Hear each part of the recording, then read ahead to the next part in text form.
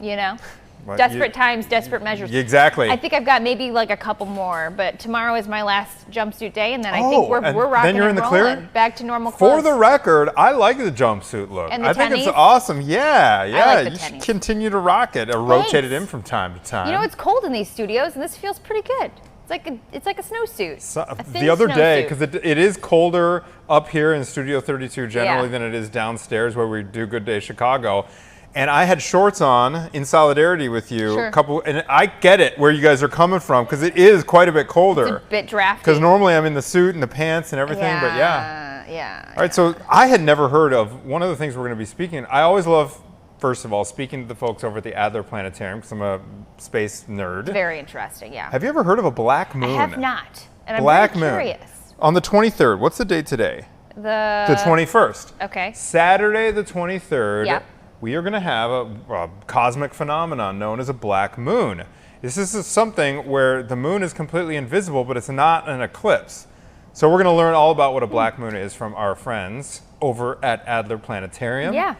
And then another thing, and you and I are fortunately not in this stage of parenting yet, but have you given thought to these little vapes and what they mean for kids at school and everything like that? But I heard that they're getting in a little more trouble these days. All right, this is not just a you're going to the principal situation. You're going to the authorities. The authorities, yes indeed, the authorities. Yeah. We're going to be speaking with Representative Shawn Ford about a new state law on the books, or proposed, that would make it an actual fine and ticket. Yikes. If your youngster is caught vaping. That might be a good thing though, right? I mean, we'll get into it, but maybe that's what they need sometimes. Because just like parents can't lay down the law like the actual law can. You know? Exactly. And they'll listen, and it's not good for them. Those vape pens are scary. Yeah. I agree wholeheartedly with that. Yep. And we got some juicy drama too to talk about. Yes, we do. We are about to be joined by a friend of the show, Michael Babcock from TMZ. Yeah. I have been kind of loosely following this. It's Jillian Michaels drama as it relates to a new documentary. Netflix. Yeah, and I actually just finished Stick on Apple, so I was like, what should I watch next? Stick, it has Owen Wilson in it. He's a doll. I love him. I love that show. I love you should Owen watch Wilson it. Too. But no, I was looking at Netflix, like, okay, well, what should I watch next? And I ran across that Biggest Loser. I think it was like trending lately. There's a Biggest Loser documentary. So I guess there's a lawsuit or just a complaint. Yes. No, my understanding is there's a lawsuit, but the from Jillian. Did you watch Biggest Loser over the years? Remember when it was like one of the biggest shows on TV? I remember the drama of the woman who lost too much weight. Do you remember that? Oh, tell me. And she was incredibly skinny to the point where I think she came out for her reveal and everybody was like, ooh, that's a little bit small. She's a little bit too small. That's all I remember from that show. Okay. I mean, I only know the general cliff notes. We're going to sort through it with Michael in a moment. But apparently they were using caffeine pills or something like that. Getting cut off their medications. Yeah, in an unhealthy way, and they weren't disclosing it. And this all came out in the documentary, but Jillian Michaels opted not to participate. And so that's where I think I think there's a backstory there, obviously. Yeah. Bob, the other host, I remember, Bob Harper? Was that his name? Michael joins us on the line. He can sort through us all of this with us. Mr. Babcock's getting a snack. Is he ready yet, you guys? Hey, can you hear us? He's back. I hear him. I'm here. Hey, guys. Good morning. I don't know if you can see me. There we are. There I am. How'd you know I was getting snacks? That's what I do when I'm not on the camera. At this point, we're in lockstep with you, sir. We're just hanging out. You'd be surprised what else Caitlin knows about you. Exactly. Get a little granola bar and some coffee, and we'll hang out and chit chat about Jillian. Okay, so we want to let's start off by talking about Jillian Michaels here. We've heard little rumblings all week long. Get us up to speed here. And you were exactly right. It is Bob Harper, and he was obviously this opposite Jillian. He was the big trainer on the show. They were the two stars. They had a falling out years ago, so that's not even really what this story is about. What the story is about is that there was a new Netflix documentary that came out a couple of days ago that is called Fit for TV, the reality of the Biggest Loser, and it gets into some of the less great things that were apparently happening behind the scenes. Jillian Michaels was not part of the show. It's not because they didn't invite her on. They did invite her on, but she felt like she couldn't trust the makers of the show, the producers, that it was going to be a hit piece. And she said, okay, I'm not going to be a part of it because of that. Well, they did, for much of the show, not the whole thing, but for much of the show, they did criticize Jillian. And one of the things has really gotten a lot of attention, and that is what supplements were being given to these contestants who are obviously going through a very big change in their lifestyle. They went from being at home, being couch bound in many cases, eating whatever they wanted to working out nonstop, to eating only this healthy food, and they're tired on set. And because of that, Jillian was apparently giving the contestants caffeine pills, which the people who made the show said was against the rules. So there was a point where she got in trouble on one episode after she was revealed to have been doing this. Anyway, the bottom line here now is that Jillian says, look, this was never banned. It was never disallowed. I was told by the executive producer of the show that it was completely within bounds to give them caffeine pills. After all, they're allowed to drink coffee and tea and whatever else they want to. And she said it was never an issue. And for now it to be made an issue in this documentary where she is being painted out as this cheater, she says that's just not going to fly with me. And she is meeting with this guy named Brian Friedman, who is the attorney for Justin Baldoni and a lot of other celebrities. And she says, I'm going to go and I'm going to sue Bob Harper. I'll sue this guy, Dr. Huizinga, who is the head medical professional on the show. And I'll sue anybody else involved with it as well if you make false claims about me. So she seems to be fighting back. She is very upset about this. And on its face, it kind of sounds like it's caffeine pills, no big deal. But she is very upset that she feels that they're lying about her, I think, bottom line. Yeah, you don't want your name smeared, especially because that's what kind of brought her to the headlines that gave her name. But caffeine pills, you're right. You don't need a prescription for that. So I don't really know. I mean, they could choose. No, I think that's a great point. To take it or not. I don't know. Especially if they had a doctor on there that was saying it was okay medically, okay, well, your heart can handle caffeine pills or whatever. I can understand. I think, great point. It could obviously be dangerous, and you want to make sure that, again, people who are maybe not in the healthiest shape right now, that it's okay for them. But again, the coffee was flowing on set, the tea was flowing and all that. So she says, I'm going to file lawsuits against these people. Now, it was also revealed as this whole show was being produced and aired that her and Bob had, like I said, years ago, had a falling out. In fact, he had a really, I guess every heart attack serious, but he had a serious heart attack where he almost lost his life, Bob did. And they didn't even talk in that instance. So it shows how bad the blood is, that they spent all these years together, made a lot of money together, had a lot of success together, but they're not even at the point where they can, shoot a text off to one another when you had a serious medical concern. So they don't like each other, and now they might soon be battling in court. Man, okay. Jillian, I'm also told, brought up the claim that she was accused of giving contestants an illegal substance. So not something like caffeine, but an illegal substance. Right. That sent someone to the hospital, and that Maria Menounos wound up looking into this. What's that all about? Yeah, right. And look, when we actually spoke with one of the contestants that won one of these shows, was the champion on one of the seasons, and he completely refuted that claim. Whatever that substance happens to have allegedly been, he says that the winner says that's not true. I never saw Jillian give anything that was illegal or that could potentially be harmful, again, outside of something like a caffeine pill. He says, I never saw her do anything like that. So that was also a part of the documentary that Netflix produced. You've got people that were on the show that said, look, if that happened, I never saw anything that resembled that. Do you think that Jillian will have any teeth with these lawsuits? Because obviously Netflix is huge. They've got all the money in the world. Yeah. They have all the best fact checkers and lawyers on their side. What do you think is going to come of this? No, that's a great point. She's done really well for herself, obviously, but the means that Netflix has is obviously very different than what she has as an individual. So, look, I'll say this, that the guy, Brian Friedman, who she is meeting with, and it does look like if she does file a lawsuit, it will be with this guy, Friedman. He is no stranger to these really high-profile cases. He is, like I said, he's going back and forth right now with, Ryan Reynolds and Blake Lively. And so he is really involved, and he knows what it's like to work a high-profile case. But I think it's a good point. Does she have the funds to see this thing through? I suppose that's the question.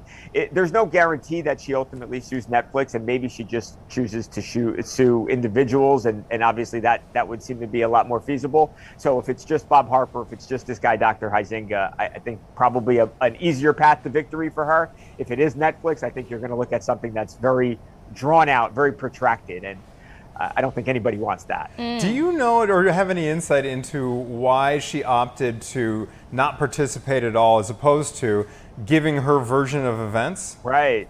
Yeah. I mean, she says she just didn't trust them. Oh. But I think I come at it from the way you're looking at it. If you're on the show, at least you can have your say. And if they're not telling what you perceive to be the truth, at least you get your side of the story out there.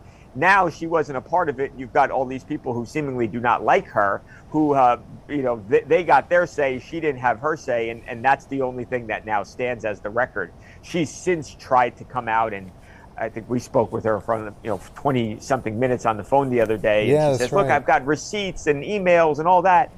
But the bottom line is this show has become really popular, and when people watch it now, you never hear from Jillian Michaels. Yeah, when you think about it, like, I understand her perspective to a point too, because why would they be making a documentary unless it was something juicy and ripping apart the show?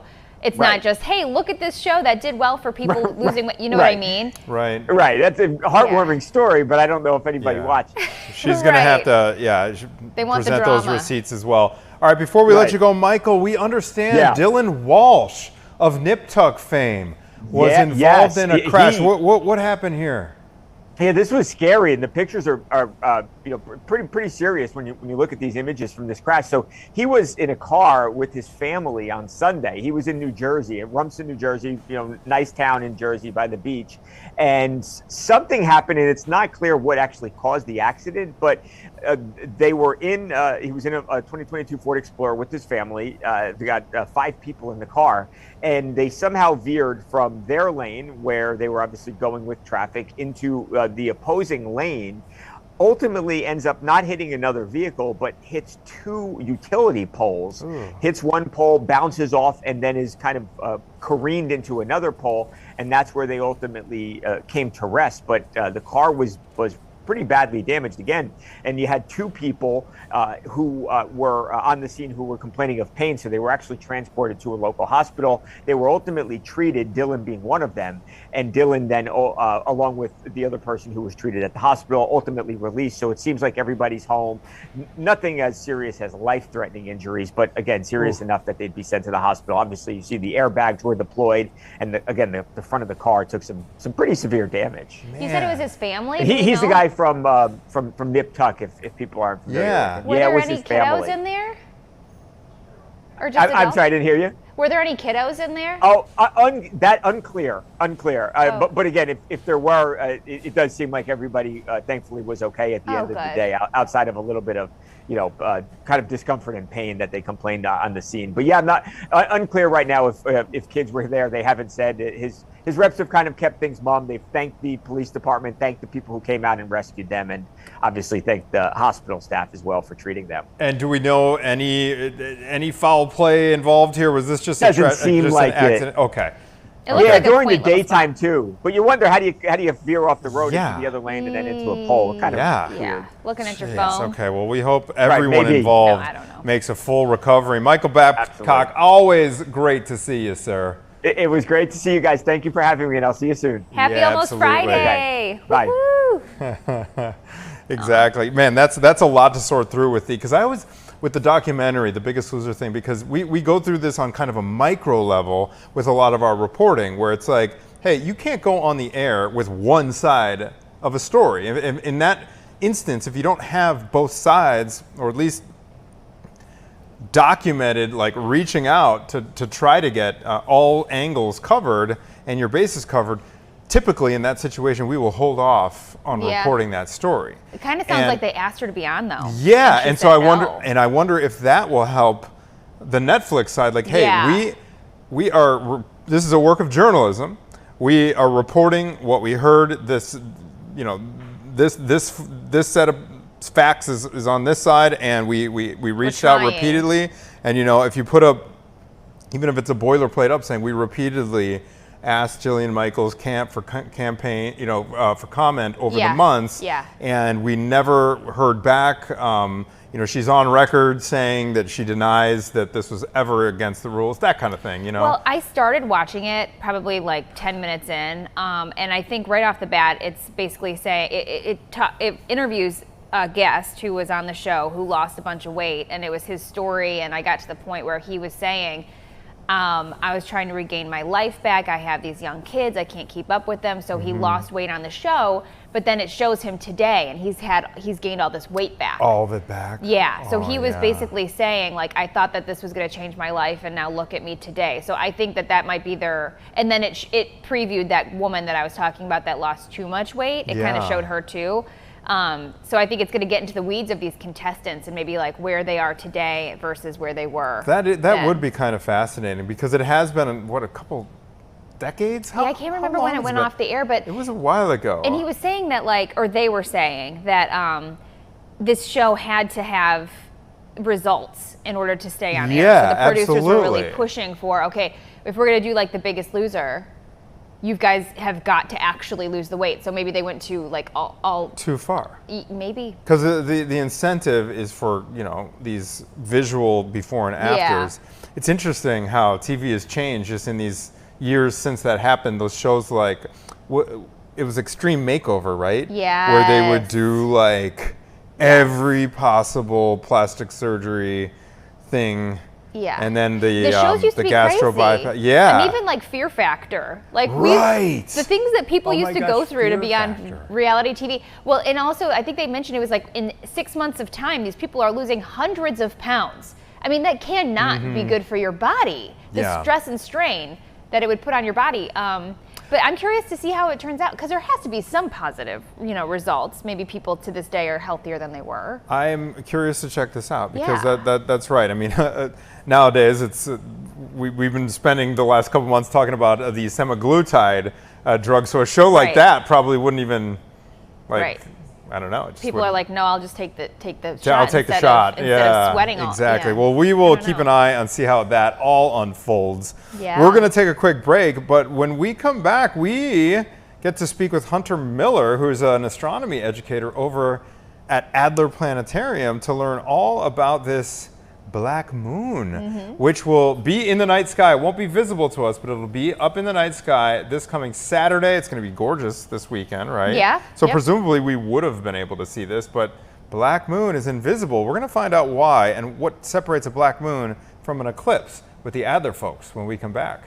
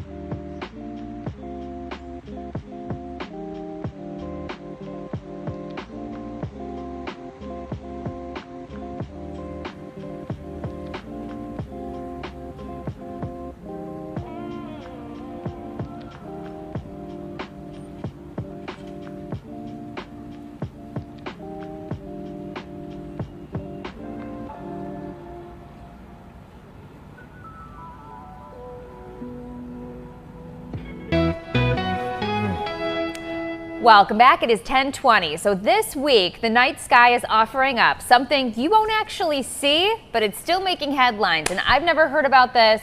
Neither is Ponce. It's a rare black moon. It's set to happen on August 23rd. Unlike a supermoon or a blood moon, this one is more mysterious. In fact, during a black moon, the moon itself is completely invisible to us here on Earth. So what is a black moon? Why is it so rare? We are lucky enough to be joined by Hunter Miller. He's an astronomy educator at Chicago's Adler Planetarium. Good morning to you, Hunter. Good morning to you as well. Thanks so much for having me on this morning. What is a black moon and why is it rare? What is going on? Right, so the definition of a black moon is that it is the third new moon in a season that contains 4 new moons. Well, wait. To break that down a little bit, when Okay. I say season, I very much mean seasons like you're familiar with, summer, spring, things like that. These have very particular definitions in astronomy. They are defined by the solstices and the equinoxes in the spring and fall. And so this time around, we have 4 new moons in this summer season. So the new moon is a part of one of the phases of the lunar cycle. It's when the moon is in between the Earth and the sun, which is why we actually can't see the new moon in the nights or in the daytime sky, actually. The dark side of the moon is facing towards us on Earth. It is in shadow, so we are unable to see it. So this one's possible because the final new moon of the season is squeezed in just one day before the fall equinox, which will happen on September 22nd. So the new moon coming up in just 2 days, on August 23rd, will be the third new moon in this cycle, and we have still one fourth one to come this summer. All right, so you mentioned the dark side is going to be facing the Earth, and the reason we can't see it is because it'll be in shadow. Will you differentiate that phenomenon between an eclipse? Absolutely, yes. So the new moon happens. I say that the moon is in between the Earth and the sun, but it is not perfectly in line with the Earth and the sun. So the moon's orbit is slightly tilted from the orbit that the Earth takes around the sun. This means that most of the time when we have a new moon, it will just pass nearby the sun. We aren't able to see it, but it will not block our view of the sun. Eclipses require a much more precise alignment where they are in the exact same position in the sky. They're perfectly lined up. We use the word syzygy to describe that when they're lined up perfectly. So that's really where the big difference comes. New moons happen every 29 and a half days. That's how long it takes to go through a full lunar cycle. Eclipses are much more rare than that. So black moons happen every 32 to 33 months. Is that true? Yeah, so it changes around. It's about every 2 to 3 years you'll have one. The last one that occurred was on May 19th of 2023. So they're not super unheard of, but still something that doesn't come around very often. A term people might be a little more familiar with is the phrase blue moon. You might have heard the phrase once in a blue moon. These are very similar phenomenon. They have the same kinds of requirements. The difference is that a blue moon happens during the full moon phase. A black moon happens when it is a new moon phase. Okay, interesting. There are a bunch of moons that I know that we talk about on the morning show. The harvest moon, the wolf moon, for example. There's a couple. Do you have, Hunter, an opinion on this? What do you think is the most striking moon? Well, I'd have to give it to the Hunter's moon, of course. Classic one coming up here in the fall. No, but really, a lunar eclipse is always spectacular to see. And we do have one of those coming up on March 6th in 2026, so not too far away. And yeah, nothing compares quite like those eclipses. Yeah, the eclipse is unbelievable. Totality, where this was it last year? Where you can Last see the summer? halo? Where it was like that full, what was it? The zone of totality went all across the U.S. where we were like completely Yeah, that total covered. eclipse last spring was just spectacular. I got the chance to be down in Southern Illinois for it, in the path of totality at Southern Illinois University, and I feel like I made 10,000 new friends that day getting to watch it in the stadium together. It is a really special experience that I encourage anyone to get out to. But of course, that's a lot further away. for the present, we can take advantage of this extra new moon that we have this summer. It's a great time to get out and observe. The moon, just like lights here on Earth, also causes a lot of light pollution in the night sky. So when we don't have the moon up in the night sky, that means it's a great time to view really dim objects. Ooh. And right now is the best time of year to observe the cloudy band of the Milky Way, our galaxy, streaking across the night sky. We're facing towards the core of the galaxy right now, so lots of stars to see, tons of fun things in the night sky right now. Can I ask you, as an astronomer, what your day-to-day is like? When I know you teach people, but I'm curious, as a scientist, what do you look into? What are you researching right now? Well, a lot of the research that we do here in Chicago is, of course, limited by being here in the city, but we are able to use the Doan Observatory, which is not just used for research, but is also open to the public as well. Every Wednesday night, weather permitting, we open it up, and folks are able to come and look through. Doesn't require any tickets or anything like that. And Illinois residents can also get into the Adler for free that night. In that observatory, we do some exoplanet research where we are refining the timings of these planets orbiting around stars other than our own. We're also able to do similar kind of work looking at different asteroids in our solar system. A lot of stuff where there's tons of these things out there. We know of thousands and thousands of exoplanets these days. And so really as many different telescopes that can look at them as possible is helpful. That is one of the most fascinating things when they find new planets and they identify Earth-like qualities and that kind of thing. Hunter, my co-host here, Caitlin, lives in Northwest Indiana. All right, she is not far from the Indiana Hoosier National Lakeshore. If memory serves, that's one of the closest. Beverly Shores, the dark town. Is that what it's called, the dark town? Because you were mentioning the light pollution here in Chicago. Do you have any recommendations if people really want to see that Milky Way, like you mentioned? Where can they go around here that doesn't have the level of light pollution we experience here in the city? Right, you certainly will have to get a little further away, and the further away you get from city lights, the better. There absolutely are some great dark sky locations in Northwest Indiana, but I also understand that not everybody can travel that far. So some really great places here much closer to the city are the Forest Preserve District of Cook County locations. Those parks, they really encourage dark sky practices, especially at the Palos Preserves, which is down on the southwest side of town. In conjunction with some of my coworkers here at the planetarium, it was designated an urban dark sky park, so they have a lot of practices intended at preserving the night sky in that park. And so for folks that live here in the city, I know it can be hard to get really far away.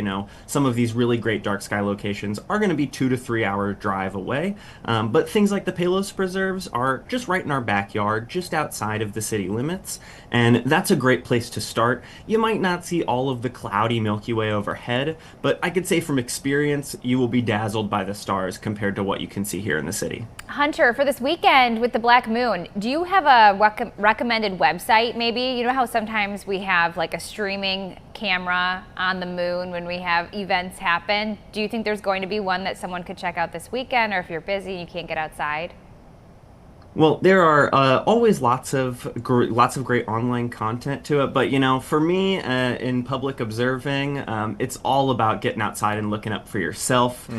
Pictures that people take are great, but the best observing you can do is whatever observing you can do. So even right there in your backyard, there is still plenty of stuff that you can see. The beautiful summer triangle above. As well as things like Saturn starting to rise up in the night sky. It will be in opposition next month, so it's getting to its biggest and brightest for the year. There are tons of things that you can see, even from right outside your window here in the city. So I would never want to encourage people to think that they can't do observing wherever they are, because there's always things to see and appreciate in the night sky. One of our other meteorologists this morning, Hunter, was saying how he could see, this is before we got in, or before we went on the air when it was still dark out, I believe Jupiter, Venus, and the moon were kind of stacked up. Can you tell us about that phenomenon? Does that sound accurate? Did I get that right? Yeah, you're absolutely right. I've actually had a few people sending me pictures saying, what are these two really bright stars in the morning sky that I'm seeing? And you're absolutely right. Those were Venus and Jupiter. So we've had a little bit of a sort of mini planet parade going on the last couple of weeks where Venus and Jupiter were visible in the early morning sky. Like you said, with that thin crescent moon right beside them the last couple of days, as well as Saturn more to the south. And if you're really lucky, you might even be able to catch Mercury right now. It's a pretty difficult planet to observe. It's very close to the sun, so it never really gets very far from the sun in the sky. But right now we've had some chances to see it. You just need a view really low to the horizon. But a great place to do this is out here by the lakefront. We have a really nice view to the east, where all of our planets are rising in that early morning sky. So another great chance to view a couple of planets that are easy to see with just the naked eye. Do you know, is there any fun stories behind the black moon, like any historical stories, or the other moons that we have? As we heard from Anthony mention, the harvest moon or the hunter moon from Native Americans. Is there anything like that with the blue moon or the black moon? With things like the harvest moon and these different names that we use for full moons throughout the year, those have held a lot more cultural significance throughout history because really it was used as a calendar, right? The lunar cycle, those phases, are very close to how we consider months these days, and that's not by chance. These things are very connected throughout history, and these different full moon names were used so that people could know what time of year it was, what was coming up that month. Not quite the case with the black moon. That's a little bit of a newer name, something that really comes down to us keeping very close track of these things and our much more modern calendars that we're utilizing these days. So the black moon doesn't have quite as rich of a history as some of those other names that we use for the full moon in the sky. Hunter, great info, fascinating stuff. Appreciate you enlightening us on Chicago Now, sir. Thank you. Oh, it's my pleasure. Thanks so much for having me, and hopefully we'll see some folks down at the planetarium Yeah, sometime. absolutely. I think that's so cool. Thanks, Hunter. So cool what he mentioned on Wednesday nights. You could just... Who knew? Hey. Free. I don't know if you Pop get in line, use the observatory, look up at that Milky Way. You've seen the Milky Way from Northwest Indiana, I'm guessing, from time to time?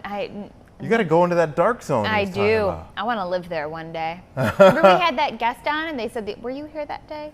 We interviewed someone from there about it being in Darktown.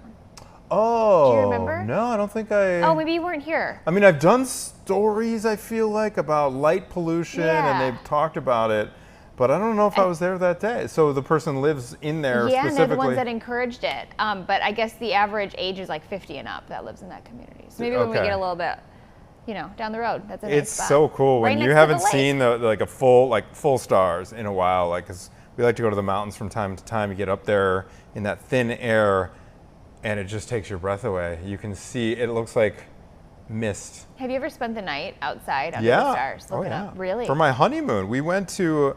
Maggie slept outside? We did. We're outdoors people, Caitlin. I am too, but I'm scared of bugs crawling in my mouth. Okay. Well, we were down in the Grand Canyon. Yeah. Halfway down. We hiked down there. This is on our honeymoon. Yeah. Very romantic.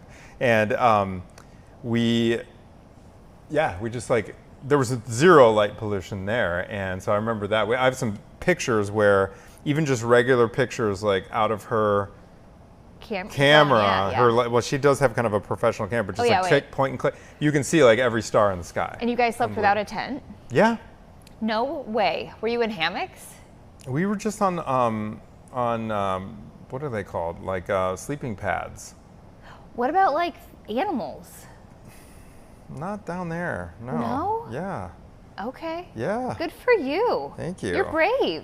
I mean, that wasn't the whole honeymoon, by the way. That was just one night. We went down. We did outdoors for our honeymoon too. And then Yellowstone. You did? Oh, okay. Not Yellowstone. Yeah, we did a full West Coast road trip. Look at that. We flew into Portland, rented a car, went all the way down Highway 1, camped at different places along the way. Have you ever been to Crater Lake National Park? No. That flies under the radar a lot. It's amazing. It's a lake that formed after a volcano erupted, and the whole mountain itself basically just filled up with water over the years. Is it bright blue? It's bright purple.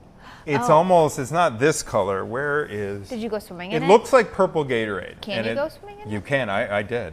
It's freezing cold. Oh. But I like to jump in to Ice bodies baths. of, yes, I do. Yeah. And Maggie did not do that. We hiked all the way down. You have to hike down to the rim of this thing. And yeah, I jumped in. It was freezing. But I'm like compulsive when it comes to like mountain streams, I have to get in. I don't know why. Oh. I just Down like to your feel skivvies? it. Yeah. Were you like wet hiking back? Yes. That'd be Although our chafing? the thing is, it was hot, but it was cold, and it was just. I just can imagine Yeah. wet underwear walking on Yeah, a hike would be well, very maybe uncomfortable. I probably threw on a pair of trunks. You know, it might have been one of those things. Fun. I'll ask Maggie. We'll have to we'll get post back some to you. pictures from this trip. Of course. Sounds like fun. Of course. All right, we're going to take a quick break, but when we come back, we are switching gears entirely to an issue that is unfolding in not just Illinois schools, but across the country. These vapes. You can sneak them into class. You can sneak them in your backpack. And parents, teachers, they're having trouble managing this stuff. Kids are doing it. And now law enforcement may get involved. We're going to be speaking with Representative Shawn Ford when we come back. Stay with us.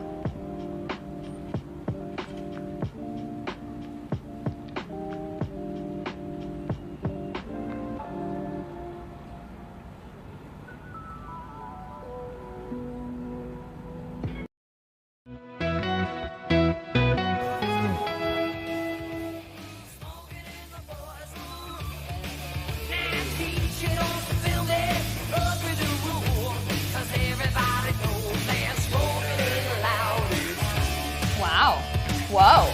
All right. Yes.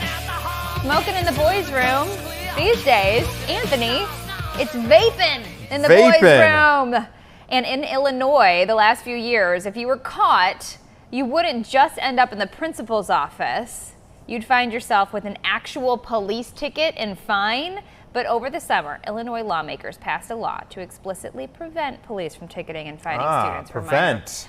We thought this was going the opposite direction. Yes, we set this up incorrectly. Yeah. This is a law on the books to prevent that from happening. Yeah. Okay, so the new law would apply to all public schools, including charters, and it will require school districts beginning in the 2027-2028 school year to report to the state how often they involve police in student matters each year, and to separate the data by race, gender, and disability. The state will be required to make the data public. So the legislation comes 3 years after a ProPublica and Chicago Tribune investigation found that even though Illinois law bans school officials from fining students directly, districts skirted that law by calling on police to issue citations for violating local ordinances. So this is going in the, so we had the law and now we're reeling it in. So joining us now is one of the lawmakers who fought for the law, Illinois State Representative Shawn Ford. Good morning to you. Good morning. It's good to be in this setting. Congratulations on the show. Oh. Thank you very much. Thank you. We're having a good time. Yeah, with see, it. we're all more. We're used to seeing you in a suit and tie as well, so we're all casual. You know what? It's great because typically when we talk to you, Representative Ford, we have like 30 seconds, right, to get through the topic. We can let it breathe a little bit more today. So tell us what the problem is with police intervening. Like, you know, let's just back it up. If teachers and parents can't get this under control, they were obviously doing it, well, many of them, I'm guessing, to crack down and actually solve the problem. You're pushing back against this. Why is it a problem for police to have the power to fine and ticket folks directly? Well, I think that one, Jody Cohen and Jennifer Richardson and Stand for Children all saw a problem from the ProPublica's report and the Tribune report that law enforcement actually were doing discipline procedures opposed to dealing with the law. So that means that if there were some rules that were being violated in the school that the principal, the dean, and the teacher should handle, they would pass that off to the police. And so we found that report that was issued by ProPublica and the Chicago Tribune saw a discrepancy in who was getting ticketed the most, and it was pretty much poor families. These are regressive tickets, and they're mostly black students that were ticketed, and it only drove them further into poverty. Yeah, I guess that's an issue. I didn't think about that. The actual charge of money that the police were issuing to these kids. In my mind, I pictured it more of like a naughty you know, the parents saying, I need help getting this because it's unhealthy for my kid. But I guess if you step back and look at actually like the law and getting a ticket and having to pay it, there could be issues with that. Yeah, so there was a lot of, in other words, there was a lot of disparity. Yeah, a lot of disparity. And that's why part of the bill that Stand for Children and when they wrote the bill with us, they made sure that we collect the data to make sure that we're no longer so that there's a red flag and it will be a conscious for the schools to make sure that they're fair when administering the rules and procedures. Were there other disciplinary measures that went into place from the schools themselves when someone was caught smoking or vaping, or was this simply about fining these students?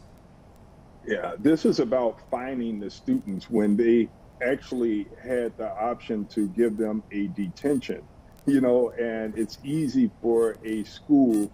I'm a teacher by profession, and if you have a student that's a challenging individual and you just want to get rid of that student and there's a police there, you just turn them over to the police and you don't have to deal with them anymore.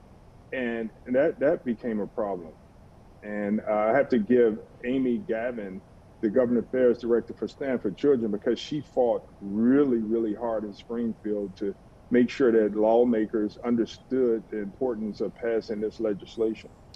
Isn't there a procedure at schools? If there is a difficult child, you go through the steps of detention all the way to being expelled from the school. Isn't that the simple route? If they keep breaking the rules, then they just get expelled?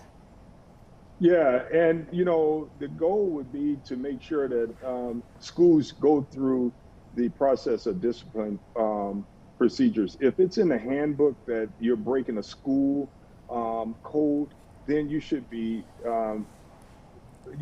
punished with a detention, a Saturday detention or after school detention. But remember, when students have to go to court or to these procedures for the ticket, they miss school, their parents have to miss work, and it doesn't allow them representation with these tickets. So it's a challenge, and it drives young people and their families further into poverty.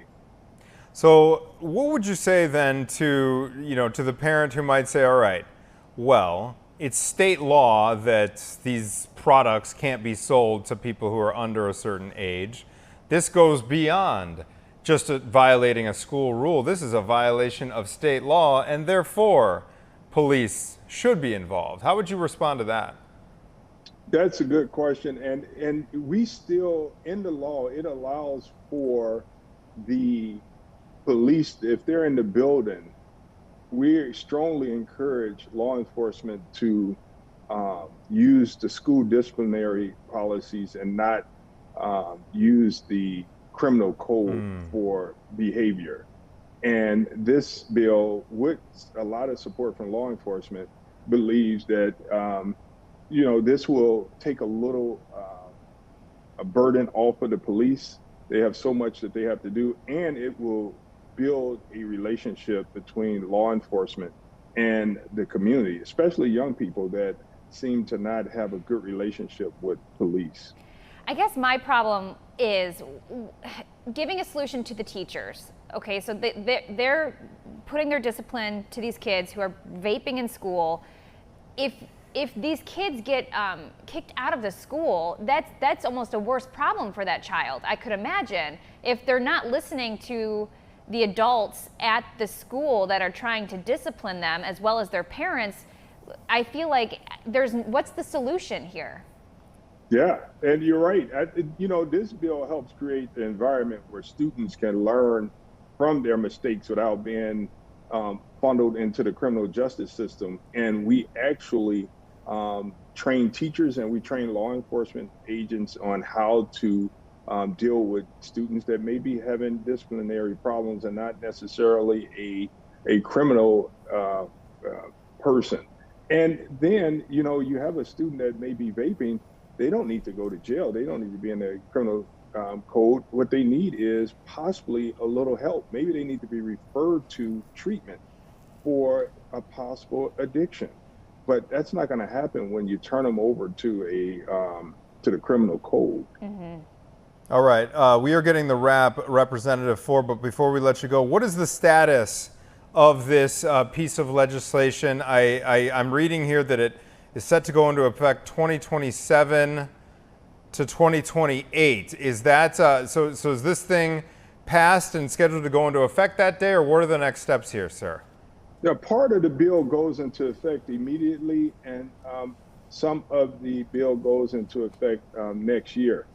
They're going to start collecting the data immediately. So we want to make sure that the law enforcement and the schools have a better relationship. They're going to put together a memorandum of understanding on how they're going to roll out this program. So that's going to happen now as well. So it's going to be law enforcement and the teachers and administrators putting together the best way to deal with disciplinary problems that may seem to be criminal. And I think that with the parents and law enforcement and administrators all at the table, I think that we can help students and give them a more learning environment. Mm-hmm. All right, State Rep Shawn Ford, thank you very much for joining us here on Chicago Now. Yeah, congratulations on your Chicago Now debut with us. All right. We'll talk to you Hope to have you back. Have a good day. Bye. He could be Congressman Shawn Ford pretty soon, because he is, I believe, Danny Davis, outgoing Congressman Danny Davis, has hand-selected Representative Ford to succeed him in his district. So we will keep an eye on that. That was a juicy topic. His hard. star is on the rise, that man. Yeah. But it's interesting. Like, he brings up a good point. Like, maybe these kids need help. Yeah. More than as opposed to the police giving them a fine. If you think about the actual real-world impact, and what does the punishment fit the crime? I guess. Exactly. Right? You feel for both sides, right? You feel for the administrators, for the teachers who can't get these kids under control, but you also feel for the parents and the kid who may actually, like he said, get in the system. Then if they get a charge from the police for vaping, what's the solution? Well, we'll keep an eye on how that plays out. Yeah. Did you see the Tyson Bagent footage from today by chance? No. Okay. You came in a little late. Well, not late for you, but late for me, because we're on the air a couple hours. Tyson Bagent, you grabbed the Kleenex for this one. Okay. Our backup QB got a 2-year contract. There is not a soul on this planet that is not thrilled for this young man. Oh. Okay. And we're going to be speaking with our very own Chris Kay from the sports department we're gonna show you. First of all, I'm excited for Caitlin to see Tyson Bagent's soundbite when he was asked, "Hey, how do you feel about the fact that you signed this contract?" Because he's backing up Caleb Williams, right? So his playing time in the preseason, he's had it, but during the year we rarely see Tyson Bagent. But the times that he's played, he's been awesome. Okay. And so we're gonna talk to Chris K about this new contract for him and how fans and his teammates are feeling about it. So Chris K and Tyson Bagent when we come back.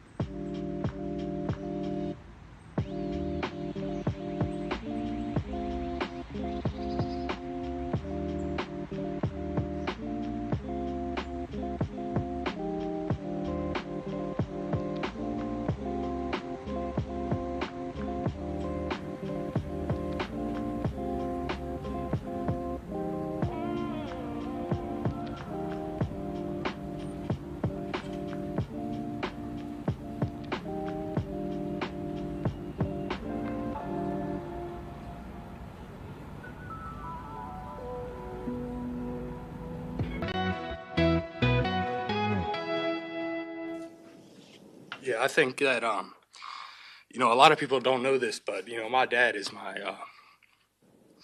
he's my right hand man, and he didn't even have running water until he was in high school. So there's definitely a lot of things and people that I think I could certainly help with this gift I've been blessed with. But yeah, just little things like that. Like, I don't really know anybody back at home with any money, so. Yeah, it feels good. I mean, it's certainly a weight off my shoulders and my family's shoulders, and yeah, it definitely means a lot. Yeah, I think love him. I love him. The city loves Tyson Bagent. Chris K, you on the line, sir? Oh, I'm always on the line for you. Yes. He is the most sincere, sweet. I was glad to see Caitlin. I have ever watched. This thing I've been blessed with. And the thing is, 10 million for a lot of these, like when we do these contracts, that's peanuts to the stars of the league. But Chris, for those people, and I love that we got to see Caitlin's reaction fresh, because I saw that soundbite a few times on Good Day Chicago this morning. But put in perspective, a 2-year, $10 million contract compared to some of the biggest stars in the NFL. I mean, you got to put it like this. And one of the comparisons I'll use is Montez Sweat, who is the star defensive end for the Chicago Bears, right? When he was traded to the Bears in 2023, he also signed like a $98 million extension. I mean, that is quite literally 9 times. Yeah, that was like, I believe that's the figure. I may be a hair off, but even if you're a few $1 million off here, like that is nearly 9 times what Tyson Bagent is going to be making.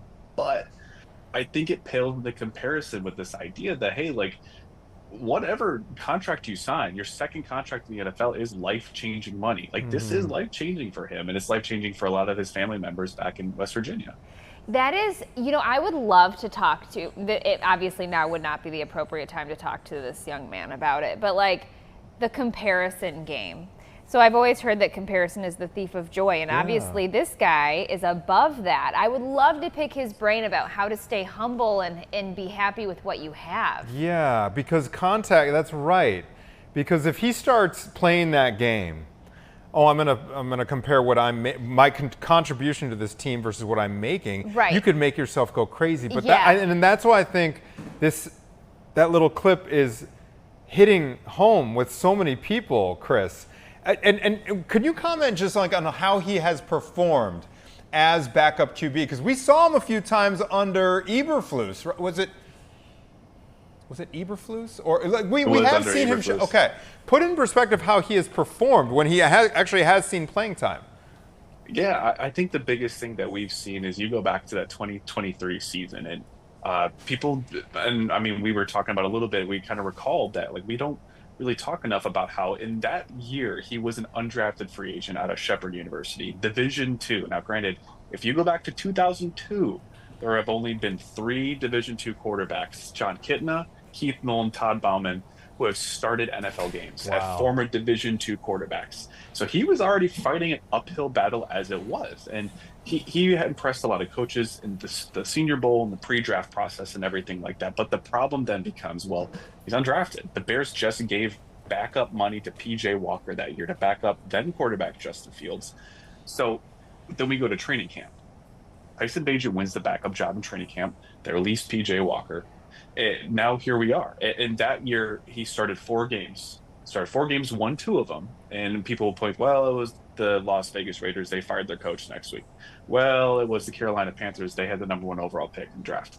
It doesn't matter. It's hard to win games in the NFL, especially when the odds are stacked against you. But I think the biggest thing about Tyson is when you put a lot of this in perspective, and now you talked about, Kaylin, you mentioned like the other contracts and all the other things that people sign that are just really just dwarf these numbers. But I mean, for a guy like Tyson, like he is the main character in a story that we rarely see in the NFL nowadays. And I think it's so important to think about it that way. He might be backing up Caleb Williams, sure, but he is so well trusted by the Bears as a guy that came in this year who wasn't even the second quarterback. He was battling with Case Keenum, won the job. And granted, Case is missed practice with a leg injury, but the last 2 preseason games, there is no doubt that he went out there and won the quarterback 2 job.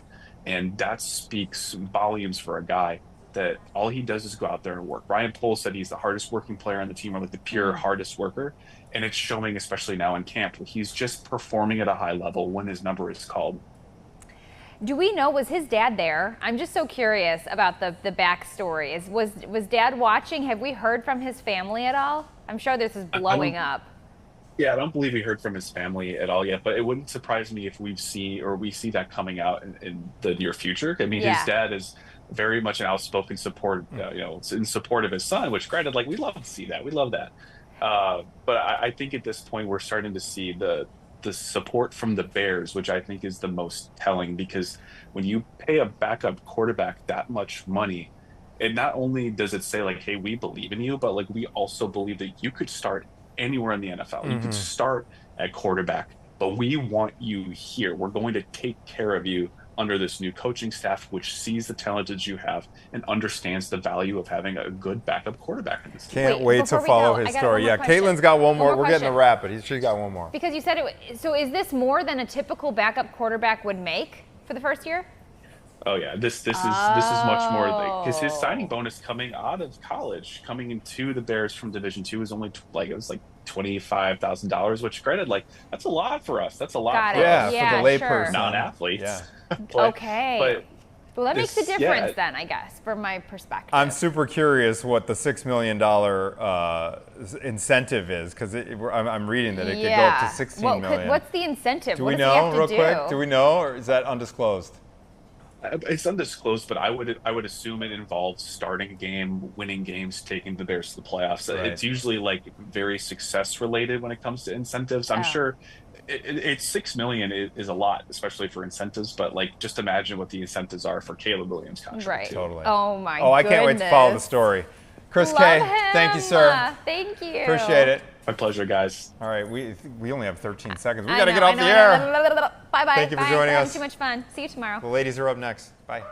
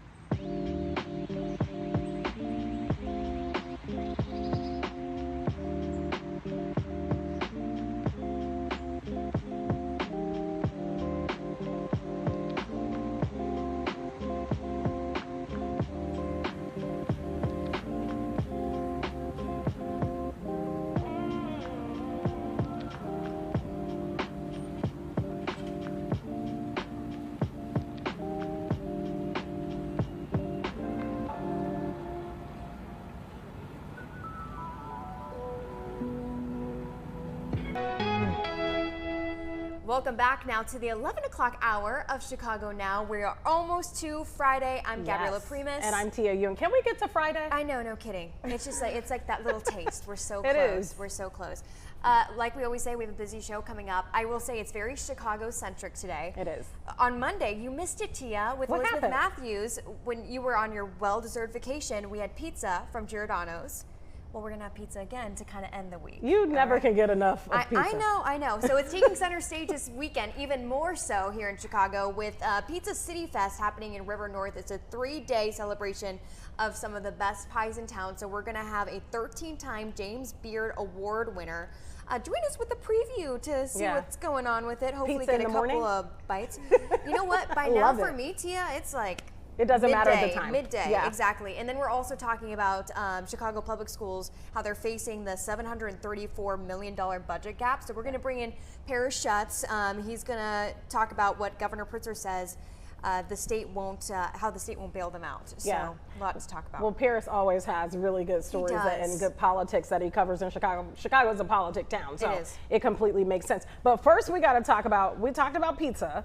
Now we got to talk about ice cream. And apparently bears, they really like ice cream. Who knew? I didn't know this. Everyone likes ice cream, But Tia. do you love it enough to break into an ice cream shop? That's the question. No, but I bet a bear would. Yeah, and a bear did. And we got to show this picture. This is out of Lake Tahoe, right in California. And this is South Lake Tahoe. And this large bear is known locally as Fuzzy, made his way behind the counter and seemed really interested in the strawberry ice cream. This is one of those stories that has gone completely viral. And I think you see why. It almost looks like he's like, can I help you? It looks what like a flavor movie would you scene, like?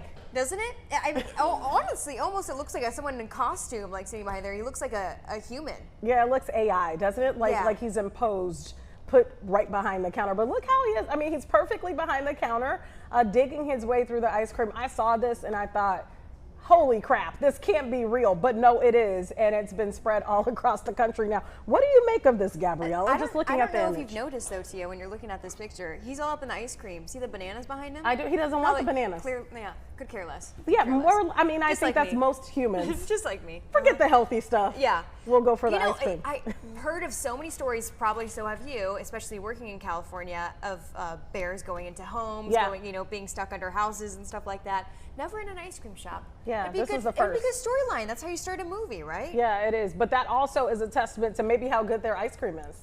I would, if I'm a business owner, I'm going to play that up. Any creature likes that ice cream. Okay. All right. Well, here's kind of another animal-related story. So, a zoo in Denmark is asking the public to donate healthy pets like rabbits, guinea pigs, and chickens to feed its predators. So the zoo says whole prey is necessary for animals like the European lynx, which requires fur, bones, and organs to mimic natural hunting. Okay. They are in an enclosure, obviously, so I don't know how that's going to work. The zoo is not accepting dogs or cats, so they are putting limits to only small pet donations. Donations are not paid. They're not going to get paid to donate their animal. But obviously, people are losing their minds over this. I think, saying it's wrong. So I think what's happening is I think you're getting a lot of reaction in the United States to this. I think in Denmark, probably not as much reaction because to my understanding, there's a farm kind of culture there. Yeah. So we're thinking like, this is my domesticated, chicken that, does, has the eggs and makes, creates the eggs maybe in our backyard kind of thing. Yeah. And we love, maybe the chicken's name is Roger, okay? Pet Roger, right? But they're breeding these animals strictly for food purposes. And so at least that's what I believe from what I read. And so I think this isn't as inhumane as how we feel that it is here in the United States. Exactly. Well, you know that PETA had a comment. I know they did. So what did they have to say? They're condemning the practice, saying feeding companion animals is not natural and undermines animal welfare. Well, here's my question. And I'm not knocking PETA because I don't want PETA giving me one call. Only if it's about something positive. And they did actually about the story about Bam Bam. Oh, that's a whole other story. Good. But what I will say is we know that these animals at zoos are being fed dead animals anyway. We've seen it. If you go pull up an animal story right now at a zoo on YouTube, feeding time. They're not feeding every single animal broccoli. No, and lions grass. aren't getting kibble. I mean, I think the inhumane part is, did you say live? Was that the key word? Are these animals? Donate healthy pets, they just said. So I'm guessing like in good shape. I think if But I'm assuming that they are live because they're trying to mimic hunting, right? Natural hunting. Right. So that is a little, that's a little inhumane in my opinion. Like, I wouldn't want to know that is happening. That would be, we're getting a sign here. I wouldn't want to see that happening. You know, you feeding a live animal. I'm sure they do it. I guess it's one of those things where I don't want to know. To your point though, with the different cultures, you think like down in South America, like Peruvians, they have like guinea pig dishes. It's part of their culture. Right. Yeah, it's different everywhere, guys. Yeah, we just have happen to have a lot of guinea pigs, rabbits, little snakes, little whatever, and it's not like we have an emotional attachment. And again, I'm not agreeing with this completely because I don't want PETA calling me out. But it's not like they're taking the pet that has been in the family 15 years. At least I hope not. Yeah, I hope not. And handed it over to the zoo. I think that there's a lot of questions about this. And I think the part of it, that means the zoo is watching said animal kill. That is awful. Yeah. You can't get past that part of it. It is awful. Denmark, we need more answers. Yeah, we need some more answers on that one. Okay, now this shows, I know at any age you can be a kid, but in some cases, this is when it's just not a good idea. Do we have the picture? We got to show the picture first before we even break this down. So that's the fire department. And what they're doing is they're rescuing a man that got stuck head first inside of a tube slide. This was at an elementary school in Connecticut. And he became wedged in the middle portion of the slide, and first responders had to come and save him out of there. The man was freed within 30 minutes, but refused medical treatment. I'm sure he did because he was probably embarrassed. My only question here is, when I saw this story for the first time, I thought, well, was he going after his kid? Was he trying to coax? Because I've had that with my kids where they go down these slides and stuff, and then they want to stay there. And I'm like, come on, you got to get out of here. And then I got to climb my big butt on a kid slide and try to get out. So I don't know if it was that situation, or maybe Fido ran and went into the tube and then he had to try to get him out. I hope that's the case. And I hope he wasn't going on it himself, but don't because you think that's embarrassing and you should have to pay the bill. I'm sorry. I want to see him. I want to see him after the fact. He didn't want to show you him after the fact. Exactly. That's why I don't think there's any kid that he's running after, any dog that he's running after. I think this man was like, I'm going to go down the slide. And look at how thin that is. I mean, that is a skinny slide. Yeah. Yeah, I mean, I'm a big girl in a lot of areas, and so I know I would get stuck in that thing. That's something I just wouldn't do. With the turns too, that was brave. Yeah, I would take one look at that and be like, yeah, that might not be a good idea. My hips would get stuck right on the curve. What if he was alone? I'd be done. And then you just hear someone yelling from a slide. That'd be horrible. No, it wouldn't. And some of the comments are, this is literally what I was just going to say, and I'm looking at the card. One of the Facebook comments was like, new fear unlocked. Image getting stuck, then they do a whole photo shoot of it for you. Oh, imagine, duh. Can I not read? I just think it's like one of those things where like you want to be a kid again, and I get it. You maybe want to take your old behind a Chuck E. Cheese, you'd be considered a little awkward, but this is not the way to do it. I'm happy he's okay. Again, okay, we have so many pictures of the action, but no pictures of him. I don't get it. Because he did not want to be seen. Would so you? What? So what? I mean, we didn't want to see someone stuck in a slide. I don't know. My thing is too, because you mentioned, imagine you're walking down the street, you hear somebody scream. I know he couldn't reach his phone. No. Because if he got stuck in there, you know, he could. So somebody probably did hear him. I also hope he wasn't like head first and like losing all of the blood. Like, you know, all the blood was going, to I don't mean to laugh. Why are we laughing? That's awful. Okay. We're analyzing these things a little bit too much. I'm happy he's okay. All right, we got to talk about Bam Bam because apparently I have stirred up a lot of people on social media. And listen, I'm letting you know, don't come for me. So I posted the story about Bam Bam yesterday, and I spoke it into my phone. So you know how like you speak something into, what is it, like Siri? Yeah, like Siri, and Siri interprets it whatever she wants to interpret it as. So you may say I'm running down the street, and Siri may say you're skiing down the street. You know, because sometimes Siri just messes things up. Well, Siri, instead of Siri acknowledging the type of dog that Bam Bam is, Siri turned it into Dotson, literally Dotson. So when I woke up this morning, I'm like, why are all these people coming at me about Dotson and calling me out and saying, did I get a college degree and all this stuff in the comments? What? And then I went to look, and that's what it said in the actual copy. It was pronounced as Dotson instead of the correct spelling for the dog. So it's a dachshund, but it said Dotson because that's how Siri interpreted it. So I had to start telling folks off, because listen, I'm one of those people where I'm not gonna fight you in the comments, but I will correct you in the comments. And yes, I do have 2 degrees for the record, and I do know how to pronounce the word, and I know how to spell it. It was just a Siri thing. Mind your business. Give her a break. You know how much this girl does in one day? In one day? More than you do in a week, all right? More than some people probably do in a month. I mean, yeah, it's a lot to handle. So, yeah, I have learned a lesson from it, though. That's hilarious. Because even though people were mad with me, I do think, you know, sometimes you should learn lessons from these things. You can't just be walking around mad at people. Yeah. And the lesson is, I think sometimes we've had people on here talking about AI and all this stuff. I think sometimes we can't rely on technology for common things, like writing out a caption for something. I was relying on Siri to, you know, type it out for me in haste. And now you got Dotson, honey. That's what's up. Dotson. You know what? I've had a couple of those moments too. Where the other day I was live. This was actually maybe a month or 2 ago. It was when Beyonce was in town. We went to a Western store over in West Town. A great spot. You know, like you sometimes you know these words, but you say something else.